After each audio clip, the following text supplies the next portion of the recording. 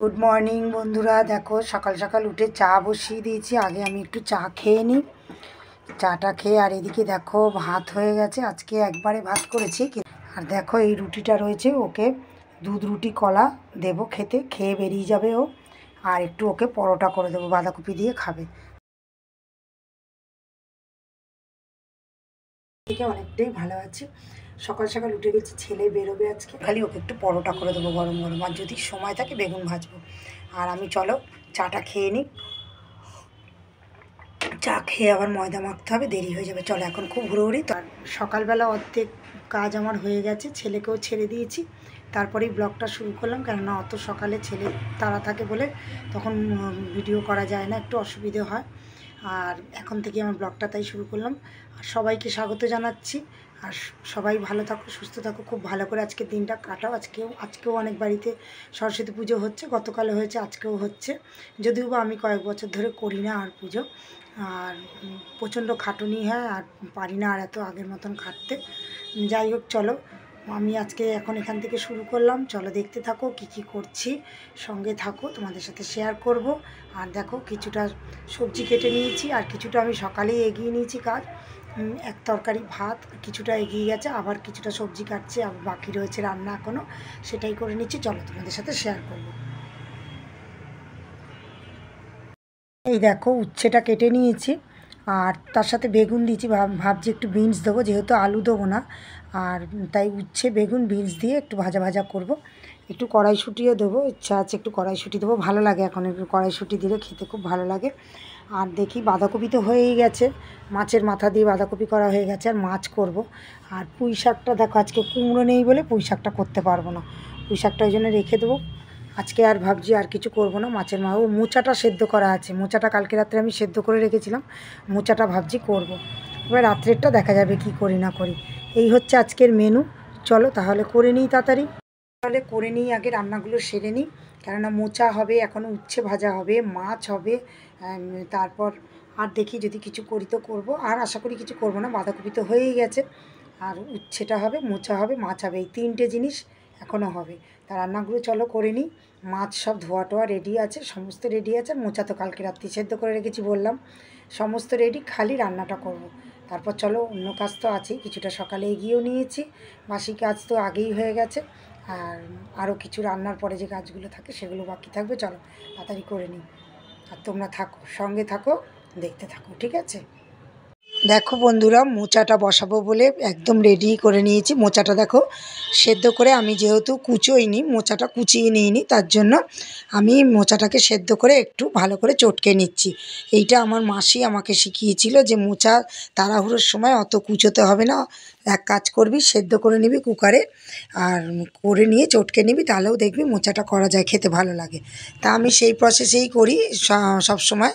একদম আগে যখন নতুন নতুন করতাম তখন কুচিয়ে নিতাম, তা দেখতাম এসব কুচোতে গেলে অনেক সময় লাগে, এমনিতেই মোচা ছাড়াতে সময় লাগে, আর তাই জন্য আমি ওই প্রসেসেই করি। আর দেখো তারপর একটুখানি বেসনের বড়া করে নিয়েছি, এইটা আমার মা খুব করতো, মোচার মধ্যে দিত, বেসনের বড়া করে ছোট ছোট করে দিত, আমি একটু চ্যাপটা করে বড়াগুলো করেছি, আর বড়িও দিলাম।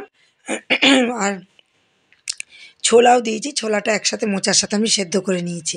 আর দেখো এবার আমি বসিয়ে দিচ্ছি। আর এই বড়াগুলো দিলে না, যখন মোচাটা খাওয়ার সময় মুখে পড়লে ভীষণ ভালো লাগে কিন্তু খেতে। আর মা করতো, মা মোচাটা এত সুন্দর করতো, ভীষণ ভালো লাগতো। আর নারকেল থাকলে তো কথাই নেই, নারকেল থাকলে নারকেল দিতাম, নারকেলটা দিলে তখন আর বড়ি আর ছোলা এগুলো বাদ বাদ দিত, দেখতাম মা দিত না সেগুলো। নারকেল থাকলে তো নারকেলের রান্না সত্যিই অসাধারণ হয় খাবার। যে কোনো রান্নাতে যদি আমি না, মানে যেই সব রান্নাতে আর কি নারকেল চলে, সেগুলোতে যদি নারকেল দিয়ে করি ভীষণ সুস্বাদু হয় নারকেলের রান্না। তা নারকেল নেই বলে তাই মোচাটা আমি এরমভাবেই করলাম, এটাও খেতে খুব ভালো লাগে। আর দেখো বড়াগুলোও দিয়ে দিয়েছি, দিয়ে নাড়িয়ে নিচ্ছি। আর মোচা খেতে ভীষণ ভালোবাসি, এখন তো এবার আস্তে আস্তে গরম পড়লে মাঝে সাঝেই মোচাটা হবে, শীতকালে আর অত ভালো লাগে না। দেখো পুরো কমপ্লিট, গরম মশলা দিয়ে নামিয়ে নেবো। আর যেহেতু আমি মিষ্টি খাই না, সেহেতু সামান্য একটু মিষ্টি দিয়েছি, কারণ এই মোচাতে কিন্তু একটু মিষ্টি দিতে লাগে, কিন্তু আমার এখন খাওয়া বারণ বলে আমি অল্প একটু মিষ্টিটা ব্যবহার করি তরি তরকারিতে।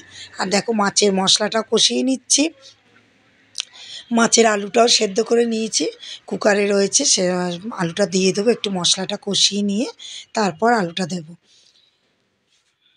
আর বেশি কালার হলেই আমার কর্তা আবার করবে, বলবে এত রং দিয়েছো বলবে রং দিয়েছো রান্নার মধ্যে, বলবে রং দিয়েছো, এগুলো শরীরে ক্ষতি হবে খেলে। ওই জন্য বেশি না কাশ্মীরি লঙ্কার গুঁড়োও দিতে পারি না, অল্প করেই দিয়েছি, যতটুকু রং হয় হবে। আর ঝালটা আমরা খুব একটা বেশি খাই না, এমনি পাতে খাওয়ার সময় কাঁচা লঙ্কাটা নিই, কিন্তু শুকনো লঙ্কাটা খুব একটা ব্যবহার করি না, ওই ফোড়ন টোড়নেই ব্যবহার করি। আর লঙ্কার যে এমনি লঙ্কার গুঁড়ো খুব একটা ব্যবহার করি না, কালারের জন্য খালি কাশ্মীরি লঙ্কার গুঁড়োটা দিই। আমার মাছের ঝোলটাও হয়ে গেল কমপ্লিট একদম। চলো সমস্ত এবার কাজগুলো সেরে নেবো। শুভ সন্ধ্যা বন্ধুরা। যা হোক করে তো সারাটা দিন গতকাল কাটিয়েছি, কিন্তু সন্ধ্যাবেলা কর্তা কী করলো, একা একা চলে গেল আমার বাপের বাড়িতে, যদিও বা একটা দরকারি কাজে গিয়েছিল। আমি কতবার বললাম আমাকে একটু নিয়ে চলো, সরস্বতী পুজোর দিন সবাই বেরিয়েছে, না তোমাকে যেতে হবে না, ছেলে এলে ছেলেকে শরবত করে দিতে হবে, খেতে দিতে হবে, অসুবিধা হবে ওর, তোমাকে যেতে হবে না বলে একা চলে গেল। আমিও ঠিক করে নিয়েছিলাম একটা শাস্তি দেবো ছোট্ট। আমি কি করেছি দেখো, আটাটা মেখে রেখে দিয়েছিলাম, ওনাকে দিয়ে ভাজিয়েছি রুটিটা। রুটি করতে বসে গেছি। আজকে একদম আমার নিজের ইচ্ছা করছে না রুটি করতে, কর্তাকে দিয়েছি রুটি ভাজতে। কর্তা আমাকে আজকে কোথাও ঘুরতে নিয়ে যায়নি, একা একা ঘুরে এসেছি আমার বাপের বাড়ি থেকে। আর এই যে রুটি দুটো বেলেছি, আর অর্ধেক রুটি নিয়ে গেছে ভাজতে, এখন এই যে এতগুলো রয়েছে। চলো তাড়াতাড়ি করে বেলে নিই, ইচ্ছে করছে না আজকে, তাই কর্তাকে বললাম তুমি যখন একাই ঘুরেছো, আমাকে যখন ঘুরতে নিয়ে যাওনি, তুমি আজকে রুটি ভাজো। এটা হচ্ছে শাস্তি, সরস্বতী পুজোর দিন একটা ছোট্ট শাস্তি।